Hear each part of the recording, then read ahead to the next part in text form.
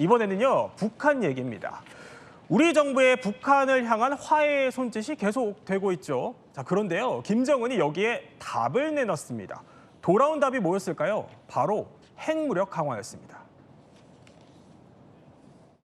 김정은 동지께서는 오늘부터 또다시 감행되는 미국과 한국의 합동군사 연습은 조선민주주의인민공화국의 가장 적대적이며 가장 명백한 전쟁 도발 의지의 표현이며 최근에는 핵 요소가 포함되는 군사적 결탁을 기도하고 있다는 특징으로부터 하여 그 엄중성은 더욱 증대되고 있다고 하시면서 자, 그러니까 우리 한미연합훈련인 을지자유의 방패가 시작되자마자요, 기다렸다는 듯이 이거 명백한 도발이고 급진적으로 핵무장 확대하겠다. 여기에 또 남포조선소를 찾아서요, 해군력까지 키우겠다고 엄포를 놓은 겁니다. 이종구 평론가. 네네. 어쩌란 겁니까? 연합훈련을 하지 마라라는 선언입니다. 그러니까 우리 이재명 대통령이 8.15 경축사에서 굉장히 의미 있는 두 가지 선언을 했습니다. 하나는 북한 체제를 존중하겠다. 두 번째는 흡수통일을 하지 않겠다. 네. 이렇게 대화 의지를 표명을 했는데 거기에 대해서 김정은이 직접 나서서 이런 발언을 한 겁니다.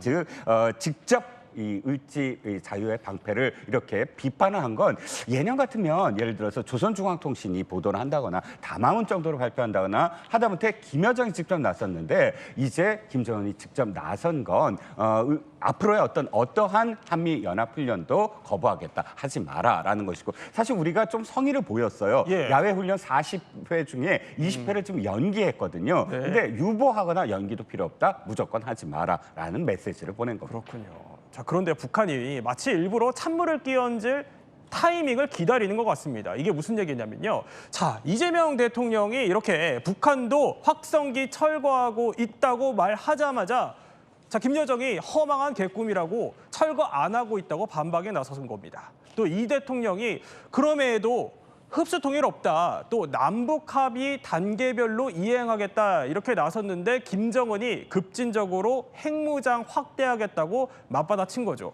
김인환 교수님, 꼭 마치 무슨 기다린 것 마냥 찬물을 끼얹어요.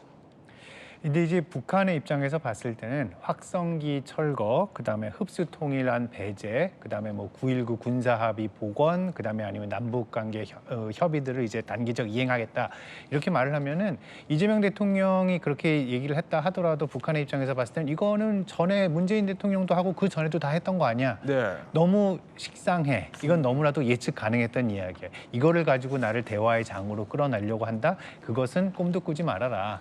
오히려 지금 나는 너에게 기다리고 있는 것이 좀 더 뭔가 확실한 그런 더 큰 요구, 이것을 지금 북한이 지금 남한에게 지금 하고 있는 걸로 보여지고 있습니다. 그러니까 이전 조치들을 다시 원상복귀하는 거에 불과하다 이런 얘기군요. 자, 그러면 전현무 평론가, 당사자가 저렇게까지 사실 걷어차면 우리 정부 입장에서 좀 맥이 빠질 것 같거든요. 우리 정부는 뭐라고 하던가요? 일단 한미연합훈련에 대해서 북한이 굉장히 반발하는 것에 대해서 통일부도 다시 반박하는 입장을 밝혔습니다.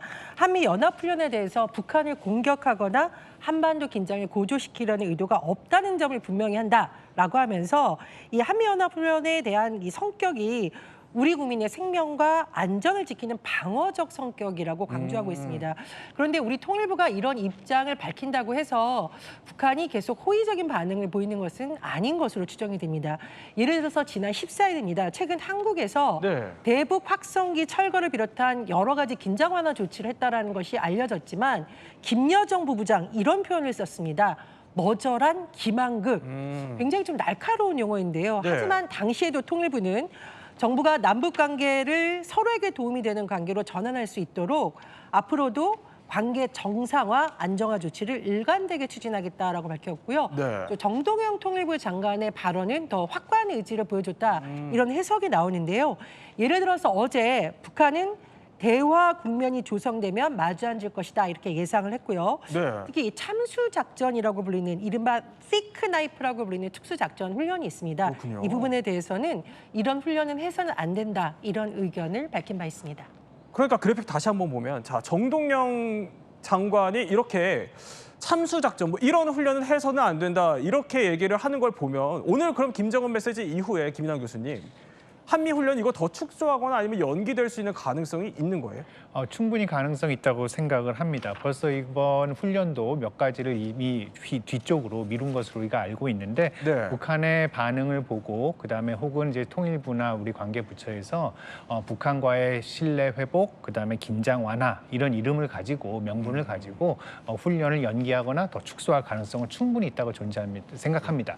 그리고 여기에 하나 더해서 또 우리가 고려를 해야 될 게 있는데 네. 바로 트럼프 대통령과의 관계도 생각을 해야 될 것 같아요. 우리가 보면은 트럼프 대통령 같은 경우도 예전에 미북 정상회담 이후에 바로 일방적으로 훈련을 취소한 바가 있었는데 네. 바로 그런 차원에서 트럼프 대통령도 아마 한국 정부나 아니면 여기서 외교 관계자들이 활용할 수 있는 그런 카드가 되지 않을까라는 생각이 듭니다.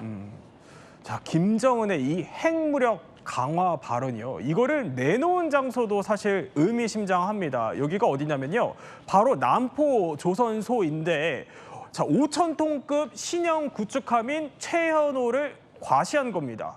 아니 이거 김정은이 3번씩이나 찾아갈 만큼 상당히 아낀다는 건데 그렇게 대단한 겁니까? 그렇죠. 북한이 지금 또 김정은 정권이 가장 지금 핵심을 두는 게 해상 지금 그 핵 투발 그 플랫폼이에요. 그러니까 해상에서 발사하는 그런 그 플랫폼 두 가지가 있죠. 하나는 지금 5,000톤급 구축함에서 또 하나는 핵 추진 잠수함입니다. 핵을 탑재한 핵 추진 잠수함. 이게 왜 중요하냐면 육상에서 발사했을 때 액체 연료든 고체 연료든 간에 원점 타격의 가능성이 있지만 해상에서 투발했을 때 해상에서 발사했을 때 바로 그 원점에서 그만큼 회피할 수가 있거든요. 그러니까 해상 플랫폼이 굉장히 중요하고 또 6.25 때 재해권은 완전히 상실을 당했기 때문에 거기에 대한 어떤 반발, 또 자존심을 어떤 회복하기 위해서 이 5,000톤급 이 북한판 이지스 구축함 바로 수직 발사대가 있습니다. 네. 그러니까 지금 순항 미사일이라든지 또는 탄도 미사일 발사대를 갖추고 있고 또 위성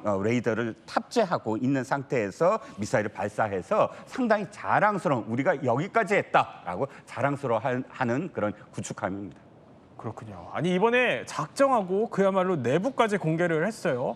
자 보면은 뭐 군사 기밀이라고 자 저렇게 뒤에 모자이크 처리를 해서 내보내기는 했지만 내부까지 보여주려고 그야말로 과시하려고 작정을 한 겁니다.